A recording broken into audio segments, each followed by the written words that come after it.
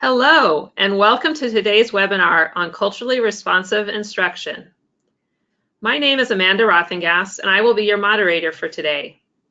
Before we introduce our speaker, I would like to let you know a bit more about our webinars. Both Sanford Inspire and Sanford Harmony host these webinars where thought leaders and educators share best practices and teaching practices and tools to support social emotional learning. These presentations are the opinions and content of our guest speakers and may not necessarily be a direct representation of Sanford Harmony or Sanford Inspire. As a reminder, this webinar is being recorded and you'll receive a copy of the slide deck and a recording within 24 to 48 hours. Also, if you have questions for our speaker during the presentation, feel free to use your question box on your GoToWebinar control panel. Now, without further ado, I would like to introduce our speaker. Dr. Mary Conage serves as Special Projects Director for Pinellas County Schools, Florida. She enjoys sharing insights gleaned and practical knowledge gained over more than 30 years in education. Building on her doctoral studies at University of Florida, she advocates culturally responsive pedagogy as a foundational approach to addressing the persistent achievement gap. Dr. Conage has developed the 6 M's of culturally responsive instruction as a tool to facilitate authentic reflection, intentional planning, and focused action for more equitable academic experiences and achievement outcomes for diverse learners. Welcome, Dr. Conage.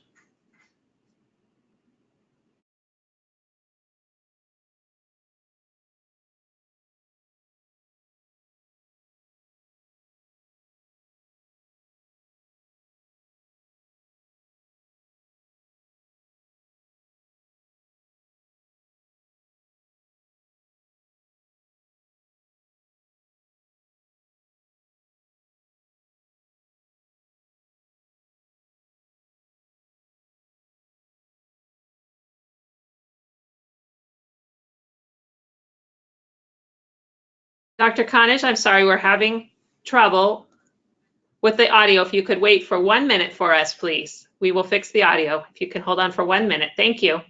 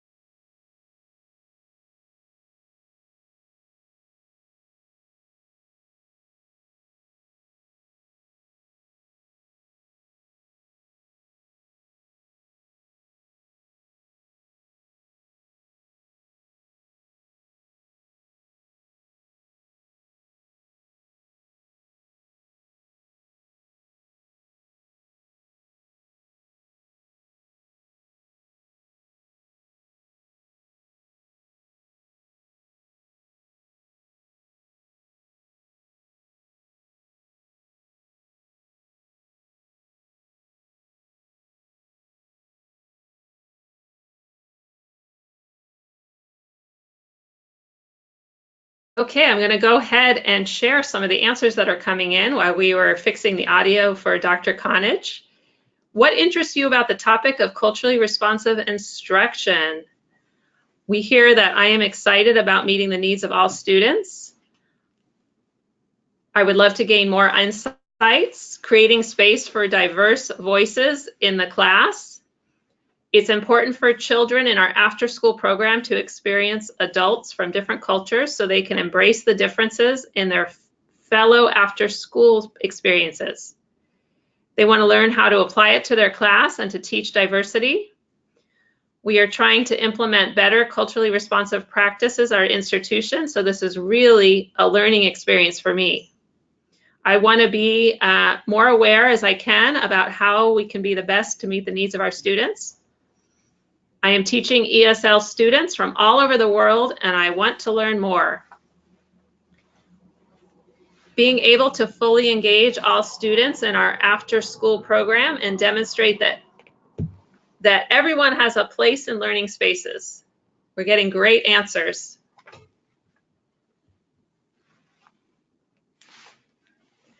Let's see what else is coming through. We live in a very diverse community, and it's crucial to our teaching practices to meet the needs of these families. I would like more resources and tools to help teachers reach all learners. So Dr. Conage, are you able to unmute on your screen? Let's see if that works as we're adjusting audio. We're still not able to hear you. So we're still working on the technical issues right now.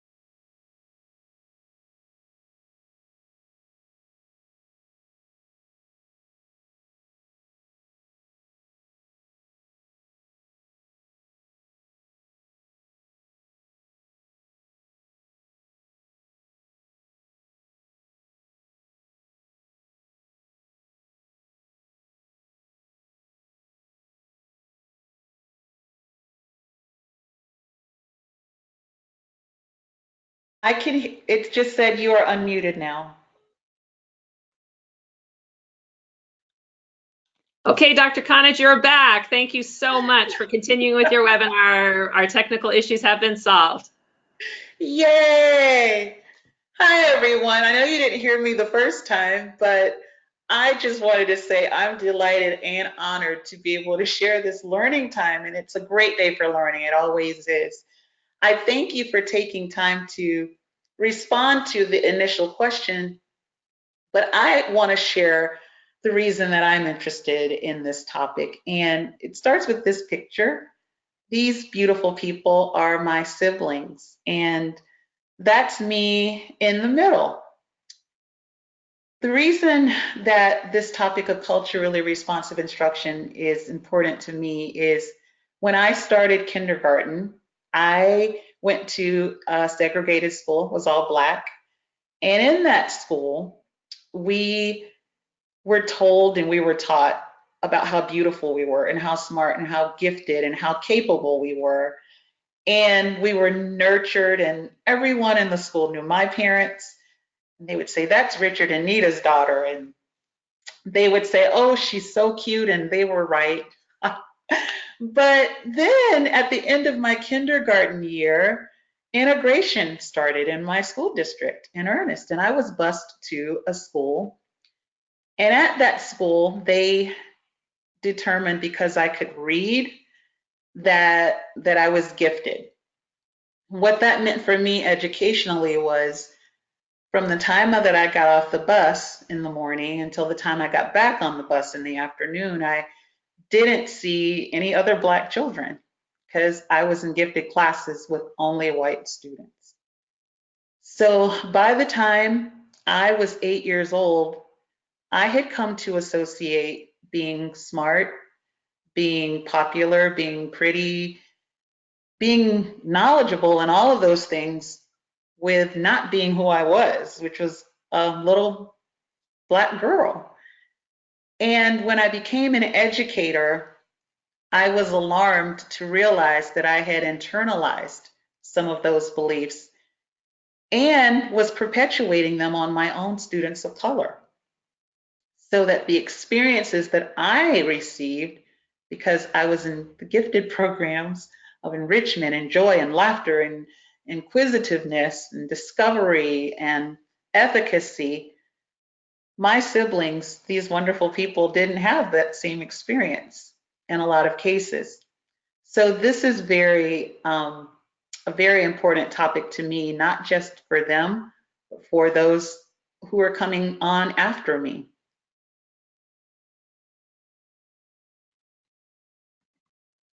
So objectives for today are just three.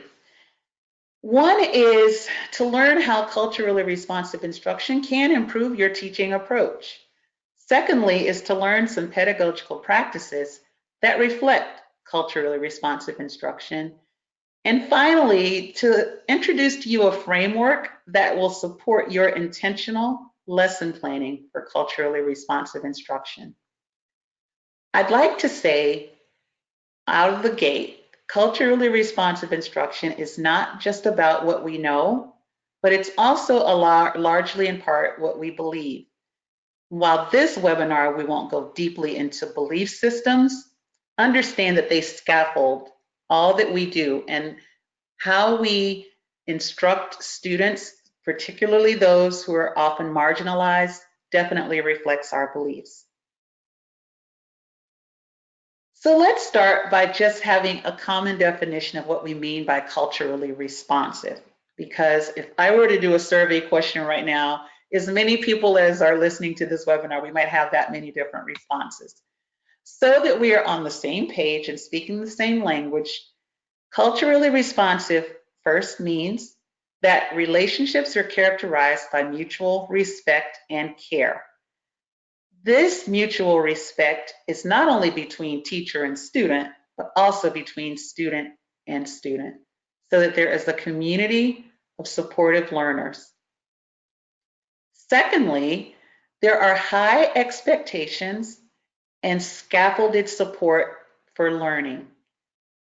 There is quite a misconception often when culturally responsive instruction is mentioned that somehow that means a lowering of standards. That is far, far from the truth. The expectations remain high, but the differentiation and the approaches that are applied to meet the needs of diverse learners is quite evident. Culturally responsive also means that there is a balance between explicit instruction and authentic application. There is a Latin root word for education that's educare, educare, which means to mold and shape and train. But there's also another root, educare, educere, which means to draw out. Culturally responsive instruction reflects the wholeness of the word education. Yes, there's a place for training and molding, but more importantly, there's a place for recognizing the assets, the talents, the gifts of diverse learners and drawing them out.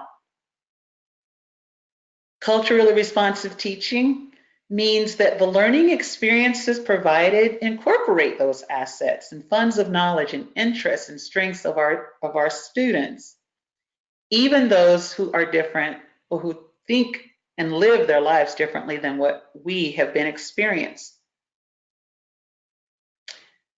Culturally responsive finally means that there's rich conversation in classrooms. When I walk through classrooms and it's always quiet, you can hear a pin drop, that's not responsive to anyone, first of all, but certainly not to the needs of diverse learners, where there's often a very strong, rich oral history and storytelling. Communication orally and verbally is very important. And finally, for our discussion today, culturally responsive means that learning is demonstrated in a variety of ways, not just paper pencil tasks or formal assessments. So let's take a poll. We just talked, just to introduce ourselves to this topic, about what we mean by culturally responsive. Of those characteristics that I just described, which is most evident right now in your teaching practice? Take a moment and respond to the poll question.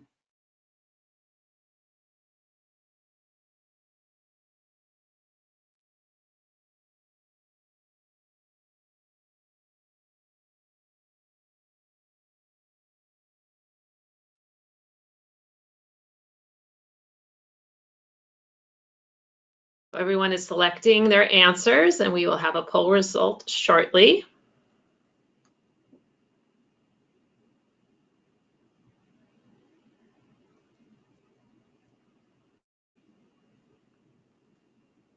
Give everyone one more minute to respond here.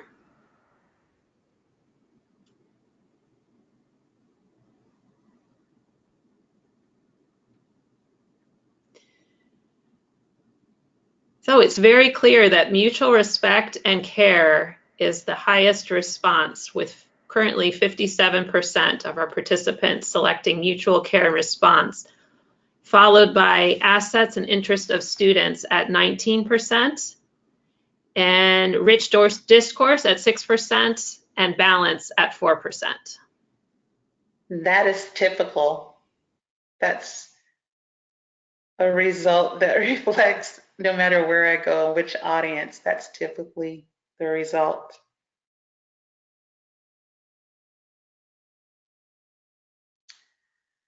So now that we've talked about what culturally responsive means for the purposes of this webinar, we're going to take a closer look at 3 important considerations that you want to have as a culturally responsive educator. The first is how people learn. Some teachers I hear, they say, I want to be more culturally responsive. And quite frankly, no. Their basic teaching is kind of jacked up. Yeah, I said jacked up.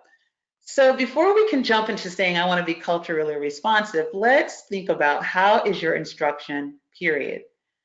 A culturally responsive educator understands that in order to say that students have learned, there are 4 components that need to take place, and they are gathering of information, processing information, storing it, and being able to retrieve or apply it in meaningful ways. In a lot of classrooms that I would say are not culturally responsive or responsive to learners at all, it's often that we see a sequence of gather, retrieve, gather, retrieve. The teacher gives information out, the students are asked to give it back. That sequence of gather, retrieve, not only creates gaps for students who don't have opportunities for processing outside of the classroom, but it perpetuates gaps that already exist and makes them even worse. So let's think about if these 4 circles represented 100% of the instruction in a lesson, gathering in a lot of classrooms might be 80%. As teachers, we sometimes like to talk a lot. But for culturally, linguistically diverse learners, time to process and make connections between their lived experiences and the formal content for which they're responsible at school is absolutely essential if we're going to say that we're being culturally responsive. Building in intentionally more time for the processing is one of the first nuggets that I would hope people would take away from this webinar. So if you look at your lesson planning and reflect and think, how much time am I giving my students really to process? And you realize, maybe not much. That's a place where you can make some adjustments. But let's take a look at what some things that we might be able to do to ensure that all 4 of those happen in our classrooms. In the gathering phase, it's important to understand about how students' brains work. So if a student walks in, they're hungry, or they have not had success before, and so they're not feeling a strong sense of efficacy, or they're afraid for some reason, the brain is going to be shut. It's not ready to really take in learning. So in the gathering phase, it's important for the teacher to recognize that and get that brain ready to open up. So one thing that I heard a teacher do was really masterful.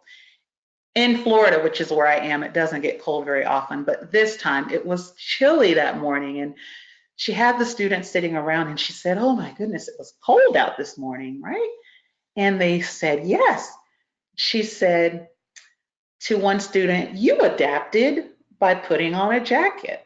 And to another student, she said, you adapt it by wearing boots.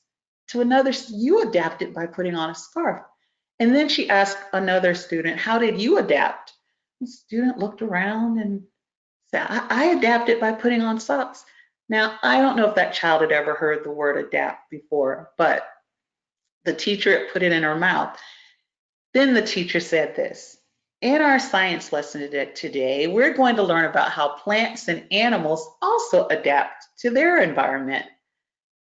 That simple way of leveling the playing field, giving all children a point of entry into understanding what adapt means, is a culturally responsive strategy. It didn't rely on background knowledge. It didn't rely on, did my parents take me to the farm or the zoo? It was something that they all could experience and connect to, so that when they were ready to enter into that science lesson, it was with common ground. The gathering phase is the time to introduce meaning, something that students can connect and hook to. In the processing phase, what teachers want to be able to do is keep in mind this is a time to build efficacy in students. It's this time to let them explore and, again, make the connections between their lived experiences and the content for which they're responsible at school, which sometimes there may be a giant gulf between the two. So one of the most powerful things teachers can do is help students engage in authentic problem solving in the processing phase. In the processing phase, I don't mean a worksheet, because sometimes teachers, oh, they're processing it. If students don't understand and they're just working through a worksheet, all it's doing is reinforcing errors and misconceptions.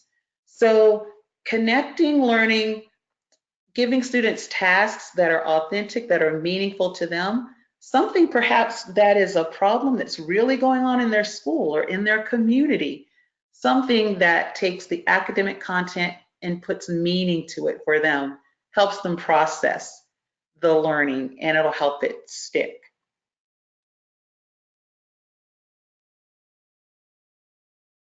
So once students have been able to gather information and process it, the next step is how do we help them store it? In other words, keep it in there so that they can remember it. One of the ways a powerful way, is to have students use dramatic tasks, acting it out, demonstrating, modeling it, getting their hands and their feet involved in it. Journal writing, I cannot emphasize enough. Some people say, well, they don't like to write. Maybe it's because, going back to the processing, the tasks or the things that they're being asked to write about aren't meaningful, aren't compelling to them. Having students draw. Remember, we talked about one of the characteristics is learning is demonstrated in a number of different ways. Well, drawing, writing, acting out, demonstrating are ways to get learning into students' bodies and help them store it, especially culturally diverse learners. And finally, the retrieval or the application stage, just like with processing and storing, how about instead of a paper pencil task, have students present a project? How about have them engage in a debate? How about have them create and develop a presentation? Sometimes the pushback that I hear is, well, in the real world, they're not going to be doing that. Well, I would challenge you. Tell me in the real world, how often do you see people have to fill out a worksheet in their real jobs versus present and articulate and solve a problem in an authentic way? So the connection between gathering, process, storing, and retrieving for diverse learners and the way that it's presented in your classrooms is really setting children up so that they have an equal opportunity, equal access to success in the real world. So one of the things that we just talked about, that a culturally responsive instructor wants to know is how people learn. And there's 4 components: gathering, processing, storing, and retrieving, all 4. And for culturally diverse learners, that processing is essential. But the second thing is how we come to remember things, that storage part of it. And a culturally responsive teacher or instructor understands this. There are 4 memory systems. Now, this might blow your mind. You're like, I never knew that. Ain't nobody told me nothing. Well, I'm going to tell you today. There are 4 memory systems that you, if you tap into all 4 of them, are going to be able to engage and move your students, all of them, not just the diverse learners, but all of them, much further than you would even imagine. So the first one is called the semantic, second is episodic, third is procedural, and the fourth is reflexive. And research suggests that that reflexive memory system, I'll talk about it in a minute, is the one that's the strongest. Let's take a look at each of these. Semantic memory is the one system that we probably know best, and we probably most of us were exposed to, and that's facts, figures, and formulas. If I were to say, and that, by the way, that's not a squared plus b squared equals c squared, but if I were to say that, a lot of people would know that formula. Another example of semantic memory is, by the way, I have 4 beautiful grandchildren, and they're all gifted, of course, but an example of semantic memory is when I go visit them, I could show them a book with a picture of an apple in it. And I can say, this is an apple. And I could ask them, what is that? They'll say, an apple. And I'll say, an apple is red. What color is an apple? They'll say red. And I can go away and for 2 weeks come back, pick up that book and say, what's this? And they'll say, an apple. And I'll say, what color is an apple? And they'll say, it's red. And they can do that without ever having held an apple, an actual apple in their hand, without ever having smelled an apple or bitten into an apple. Semantic memory is facts, figures, and formulas devoid of any experiential knowledge. There is a place for it, but often in schools and classrooms where there are children of color, children of diverse languages, children from poverty, semantic memory is relied on far too heavily. Dr. Gloria Ladson-Billings shared how when she began her research on culturally responsive instruction, some of the pushback she got was, well, that's just good teaching. That's just good teaching. And so her clapback was, well, if that's just good teaching, why do we see so little of it in schools and classrooms with children of color? She has a point. This is the danger of relying solely on semantic memory. If I was taught I before E except after C, as you can see, that pattern is not always the case. And I love this because it was disproved by science. So what can we do? We can add the next layer. The second memory system we want to talk about today is episodic memory. This is the kind of memory that's linked to an experience. So those of you who are married, if I were to ask you, where were you when your spouse proposed to you? Probably will remember that. A lot of you who are tuned in, if I were to ask you, where were you on September 11th, 2001? You probably would remember that. It's episodic memory. It's an experience.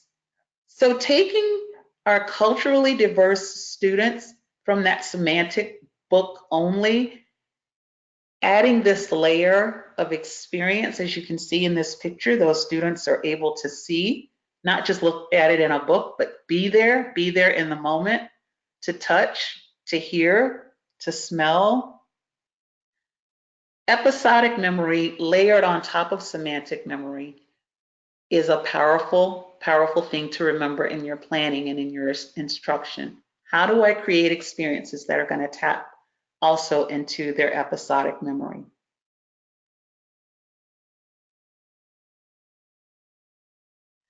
Third is procedural memory. This, I have the word there, active engagement, but another common term for this is muscle memory. Some of you may have been cheerleaders, for example, and if you were called on right now to jump up and do a routine, you would remember it because it's in your body. Some of us, we have driven someplace, maybe we've gone home after work or we've arrived at work and we get there and we're like, how did I get here? I don't remember getting here. It's because you've done it over and over so many times, it's in your memory. Well, guess what? For culturally diverse learners, a strategy or a practice of getting learning in their body not only is aligned to brain research, which says muscle memory is very strong, but it also, going back to our characteristics of cultural responsiveness, taps into assets, taps into strengths, a bodily kinesthetic way of learning that takes students' ability to not only store, but access information and knowledge in a much more powerful way than semantic memory alone. The difference between procedural and the previous one, episodic, with the episodic memory, I can see it, but I don't necessarily get involved. With procedural memory, I'm all in. Hands, feet, eyes, ears, I'm all in. So think about what are the ways in my intentional lesson planning am I going to create opportunities or building opportunities for my students to get learning into their bodies. That way, when they're home, when they're walking through the neighborhood, they can still be learning all the time. And the fourth is reflexive memory, and it has to do with emotion.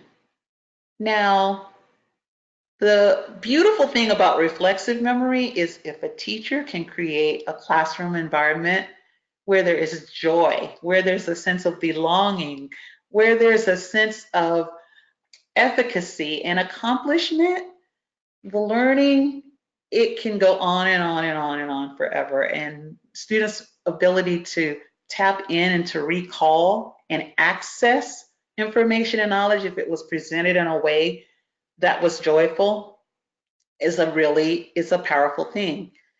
Unfortunately, the converse is true also. If a learning environment is one where students feel a great deal of fear or stress or exclusion, a lack of success, or lack of representation of who they are, a lack of value for their gifts, their talents, where students don't even feel seen, that can impede the learning process. And when we talk about achievement gaps, a lot of times it's a connection gap. It's our unawareness or our lack of awareness or just a lack of reaching out and tapping into students' ability to connect and feel that sense of joy that facilitates learning in positive ways. This quote just kind of sums up everything that I just talked about in a bit. Expecting students to learn only from a book is like asking them to look at a travel brochure and calling it a vacation. So we talked about those forward memory systems of the semantic, the episodic, the procedural, and the reflexive. If we only use semantic, which often happens in classrooms where there are a lot of high poverty classrooms, students with high minority populations, because rather than that educare, drawing out their assets, there's an emphasis on the educare. Let's teach them, keep them under control, because my God, if we don't, things might get out of hand. At the beginning, how I talked about what we do, the choices we make instructionally reflect our beliefs. Take time and reflect. In my classroom, am I giving opportunities? for students to tap into all 4 memory systems, making their learning richer and making them more whole as scholars. Now, before we move on, that's a lot of content. So let's stop for a minute and think about something that you've heard so far. First, something that resonates with you, or something that you've heard that surprises you. Take a moment and respond in the chat box. Okay, we're starting to get some responses. It says, I love it all. Someone else responded, the types of memory.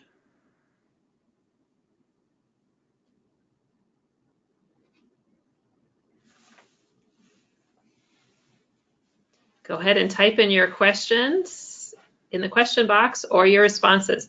Definitely the types of memory. It resonates, the 4 types of memory. I love that you're reflecting on the learning process. Really appreciated the explanation of the memory systems. Love your examples. It really clicked with me when episodic memory was mentioned. I like the emphasis on giving students time to process. I love how there are different ways to learn. I love the part on reflexive memory. It reminds me of the whole brain trainings I've attended. Validating the use of memory, can't just learn from lecture or books. So great ideas coming in. Thank you for sharing all that wonderful information, Dr. Conage. So if you all were here with me, if I could see you in person, I honestly would have us do affirmations, but I'm going to keep the webinar moving. I get so excited about this topic. You can't believe me, but I'm really keeping myself under control. But in this final segment of our time today, I want to take a look at a framework, and based on what I've already shared in this webinar so far, I developed this framework, and it grew out of my work at the University of Florida. Go Gators!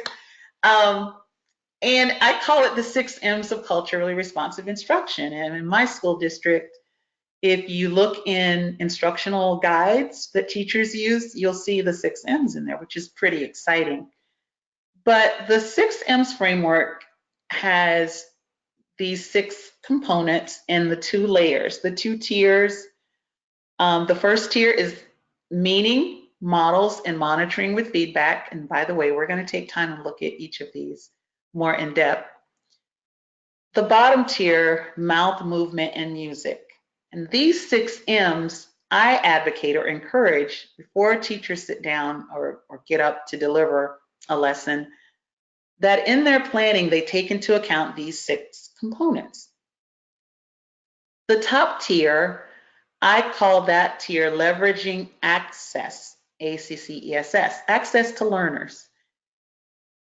Because we have a limited amount of time with our scholars each day, we want to be strategic and we want to be intentional and really maximize that time. So focusing on meaning for the learner, not for ourselves, models, and monitoring and giving specific actionable feedback, that's leveraging access. The bottom tier, I call leveraging assets, ASSETS. Now, the funny thing about the bottom tier is when sometimes when I call those assets, I get odd looks from teachers because the mouth is not necessarily seen as an asset. Sometimes we're like, boy, you better go sit down somewhere, be quiet. But understanding that the ability to communicate and articulate and explain things orally is an asset. It's a gift, especially for a lot of culturally diverse learners. Shutting that down is a surefire way to marginalize students. I'm just going to say that. Movement is another strength. It's an asset, but it has to be discerned as such in order for teachers to intentionally incorporate that into lessons as a way to help students connect to the academic content. And finally, music, the universal language. Who doesn't love music. But going back to processing information, those bottom tier help diverse learners process information in ways that simply giving them semantic tasks will never ever accomplish. So let's take a closer look at the top tier. First, the first of the 6 M's is meaning. And I am going to pull up 3 key terms when it comes to meaning in culturally responsive instruction. Relationship is I can't even emphasize how important that is. And we talked about that at the beginning, that the mutual respectful relationship between teacher and student, between student and student. If any of us have been in education for any amount of time, we can testify that students will do a lot more for you when they know that you care for them than when they are separated from you or feel distance from you for whatever reason. So relationship first and foremost in creating meaning. Why should I do this? Why should I invest my heart, my time, my mind into this? If I have a relationship with students that they matter, that's going to create meaning for the learning. Secondly, is kind of like really obvious one is if it's not relevant to them, if it's not of importance or significance to them, it's not going to create meaning. And this relevance is the one that often when people talk about culturally responsive instruction, it's sometimes people use it synonymously, culturally relevant instruction. I use an example, a non-example, I should say. I, for whatever reason, one year was into pandas. And I live in Florida.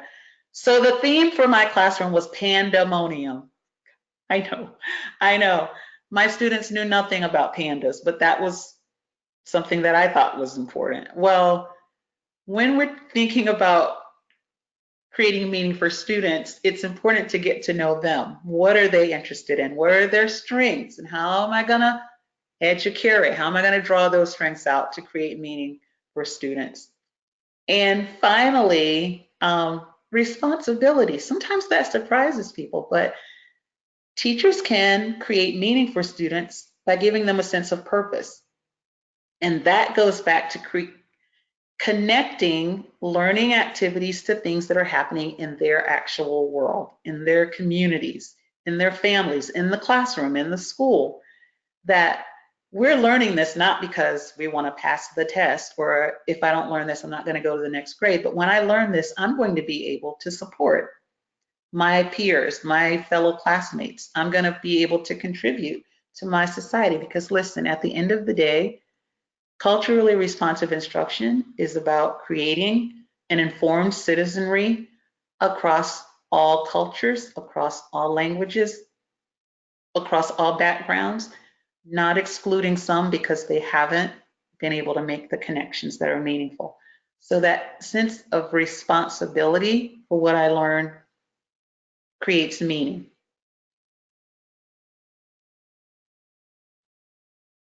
The second of the 6 M's in culturally responsive instruction is models.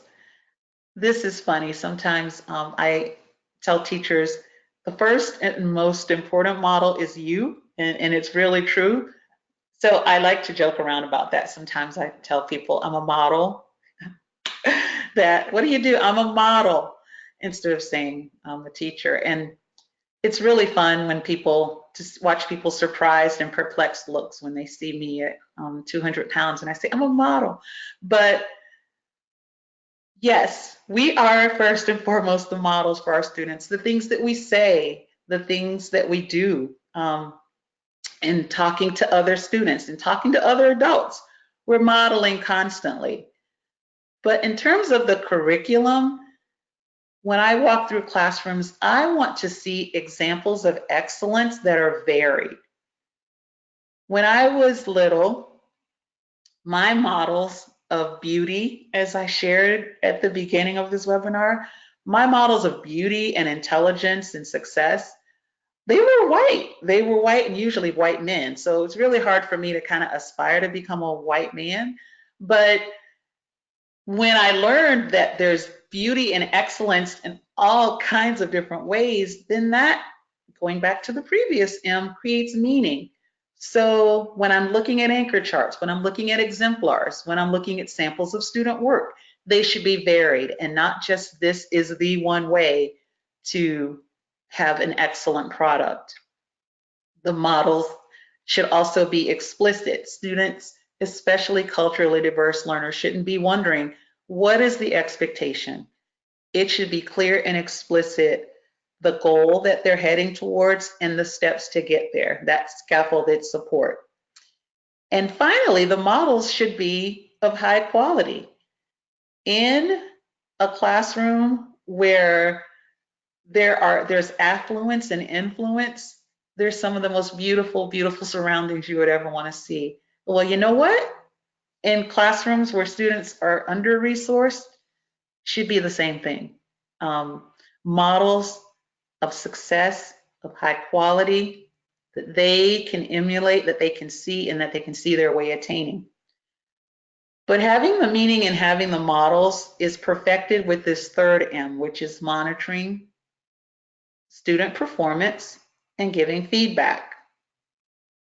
I like to call this one the Garmin of culturally responsive instruction. And if you don't have a Garmin in your car, you may have some other device to help you navigate.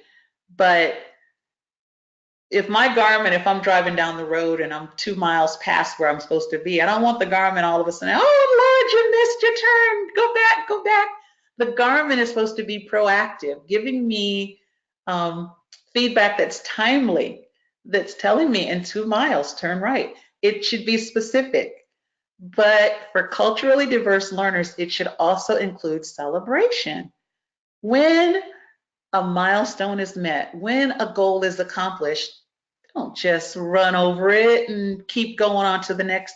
Take some time and stop. Go back to that meaning. Remember when we started this unit, we set a goal that you were going to be able to write a 5-paragraph essay. I'm just making that up for an example. You use the models in the classroom that we put up, you use the examples, and now look at you. You're able to do that. Way to go. Being explicit, being specific, creating meaning, giving students models, examples of what that is going to look like when they have accomplished or met or achieved a goal or a target, and all along the way, being that Garmin for them, that guardian, that you're well on your way. I want to take a minute and talk a bit about the monitoring with feedback in this regard too. The teachers that are culturally responsive are honest and they're straightforward with students. They recognize that people are coming in at different entry points. So in my transparency as a teacher, someone is starting 5 miles behind everyone else, I'm going to be clear with them that our path, our route may look a little bit different than others in the classroom, but you know what? We're still going to get to that destination. Some may be way ahead, and teachers need to recognize that as well. We're going to get to the destination, and when you get there, there's some things that we're going to be able to work on and accomplish while the other ones are coming along. But culturally responsive instruction recognizes the differences and provides the appropriate scaffolds to facilitate each scholar reaching targets at their own way, in their own pace, with the appropriate supports and scaffolds. So meaning, models, and monitoring with feedback.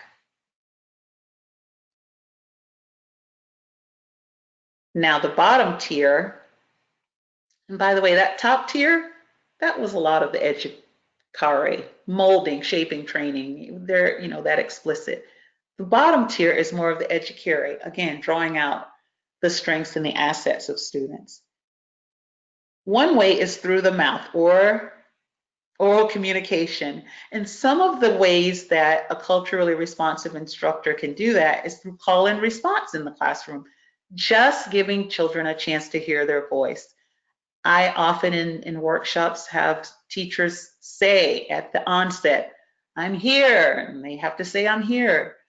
I'm here on purpose, here on purpose. I'm here for purpose. I'm here for purpose.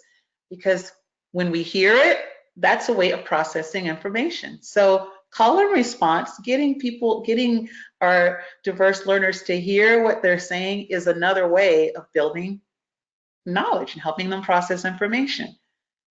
Having affirmations, daily affirmations. If you have a morning meeting, if you don't have a morning meeting, you can still have affirmations about content, about goals, about things that are upcoming. Think, pair, share. And by the way, these are in no way exhaustive. They're just a few examples of ways to engage students' mouth to help them process knowledge and information. So the mouth is really important. Movement. Some examples in the classroom, 4 corners. So instead of having them answer a question by writing it out, if you think the answer is A, go stand in that corner. If you think it's B, go stand in that corner. C over there, D over there. And then have them talk about, defend their answer. Why did you stand there? It's getting them to move around and also talk. A gallery walk, which if you aren't familiar with that, and I'm making assumptions by talking about, if you don't know what a gallery walk is, that is where you might place around the classroom strategically. It might be a sentence. Summer is my favorite season on another wall. Fall is my favorite season. Winter, and have students walk around and respond to that in writing, or gather at the chart that represents their perspective and talk about why.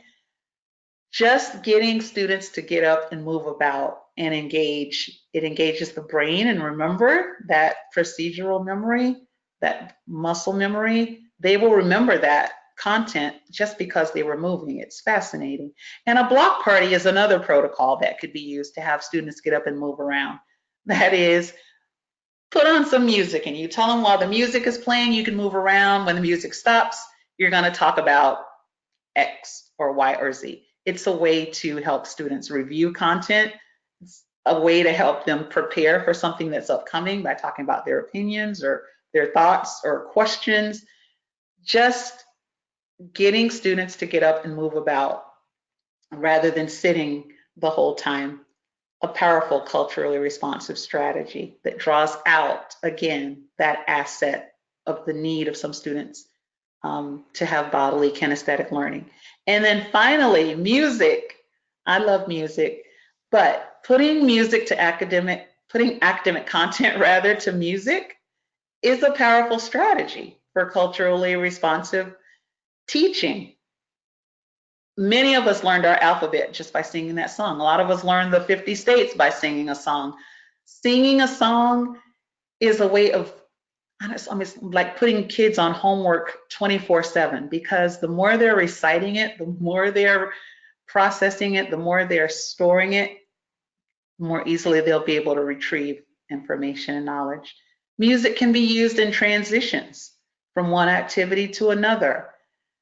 And again, the power of music for the brain, and I don't want to go off on a tangent about the power of music for the brain and processing and learning information, but know that it's rich and it's ripe. And if it's strategically used in a classroom, can help engage and propel your culturally diverse learners in powerful ways.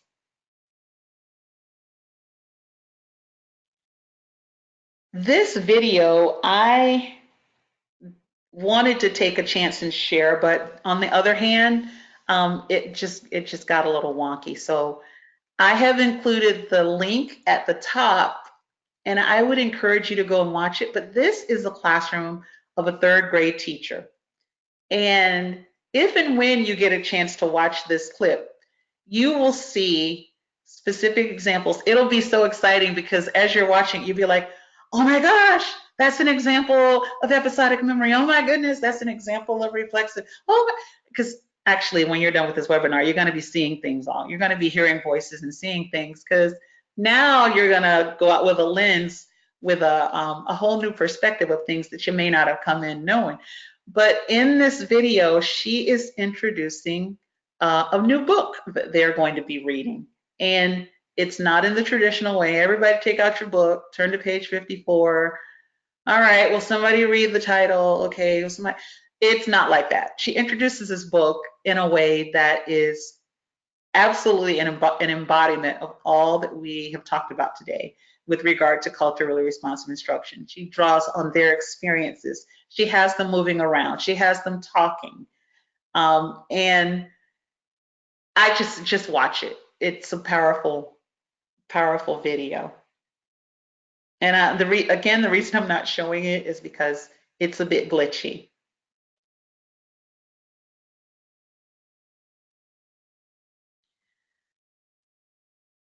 I would wrap up with a final thought here is, in all that we've talked about today, and again, we in an hour could not possibly talk about the belief systems that must accompany and undergird real, authentic, culturally responsive instruction. But this quote captures in a really powerful way what I would hope to impart or leave, and that is if a child can't learn the way we teach, maybe we should teach the way they learn. And one of the things that I hope that you take away from today is there are different ways that students are able to access academic content. Now the question is, will we make the choices? Will we make the intentional decisions to help them do that?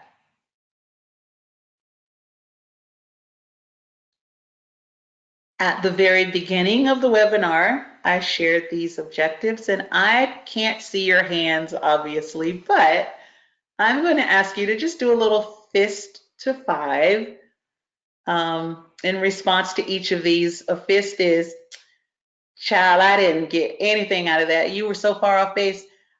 And a 5 is, oh, wow, yeah, you did that one. Or, okay, so in terms of learning how culturally responsive instruction can improve your teaching approach, just do a little fist of 5 to yourself. How?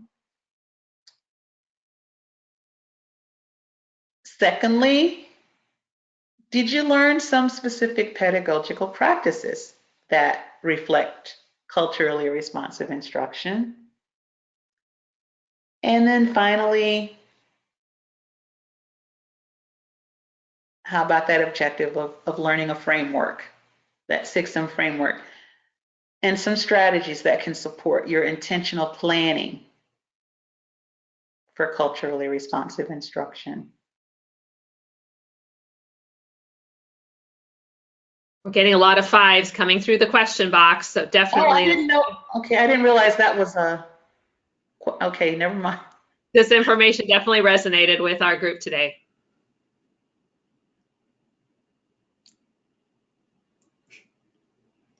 Lots of 5s, lots of 5s. Says, thank you, I will definitely share this information with my team.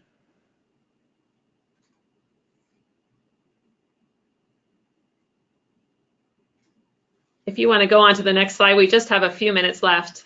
Okay. These are just 2 resources that I would highly recommend. They have certainly informed and continue to inform my work as practitioners in the classroom or as instructional leaders in a school, instructional coaches.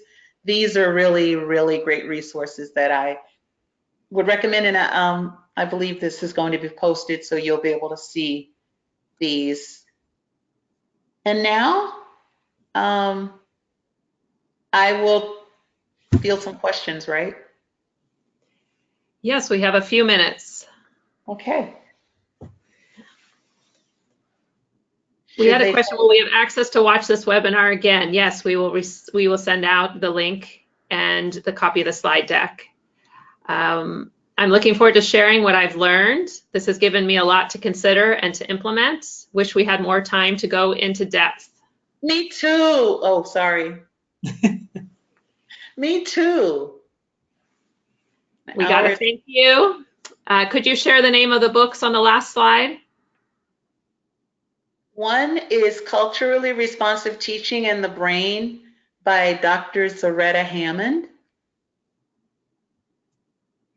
And the other is Formative Assessment in a Brain Compatible Classroom, and that's by Dr. Marcia Tate. Great. We're getting more comments. Awesome help. Can't wait to implement. We are reading the Culturally Responsive Teaching book as a team, and it's great. Yay! Thank you. I would definitely like a copy of the slides. Thank you. Thank you. They wanted to know if you have any workshops or webinars directed towards educating parents about CRI. I do one that's called Culturally Responsive and Connected. I haven't done it outside of my school district, but it was so much fun. Is there more information out there about this topic? Oh, yeah, there's lots. Do they mean specifically this webinar or the topic? Well, I will encourage them to reach out since we're wrapping up here. They Yeah. can reach out to you because your email is, if you want to share the slide again with your email one more time. Please write me.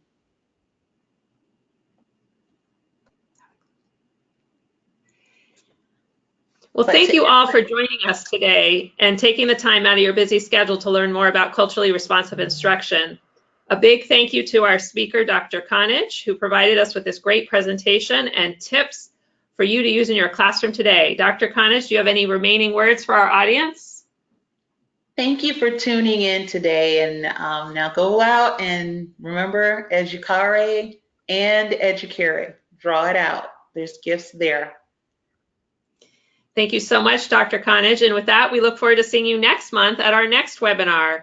For our next webinar, you don't want to miss Dr. Brian McDaniel, the 2018 California Teacher of the Year, who will share about the impact of strong student relationships in the webinar, Caring Beyond Expectations, on November 13th at 1 p.m. Pacific Standard Time. Once this webinar comes to a close, a survey will launch on your screen. It's very short, and we greatly appreciate your feedback. We do read your feedback and take your responses seriously. Well, this closes our webinar today, and we want to wish you a great day.